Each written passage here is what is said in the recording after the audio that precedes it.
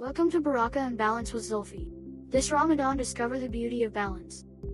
We think giving makes us smaller, but what if giving is what makes us bigger? In Ramadan, we don't lose money. We gain Barakah. Outside the mosque, Zulfi notices a child sitting quietly with his mother. Their clothes are simple. Their face is tired. Baba, why do some people not have enough?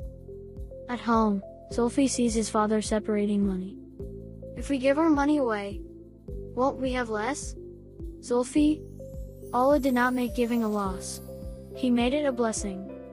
Our Prophet Sallallahu Alaihi Wasallam said, "Charity does not decrease wealth." Sahih Muslim.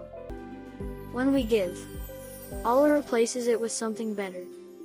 That smile stayed in Zulfi's heart.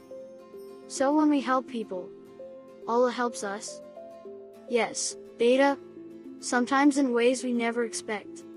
Today we help someone. Tomorrow Allah may send someone to help us.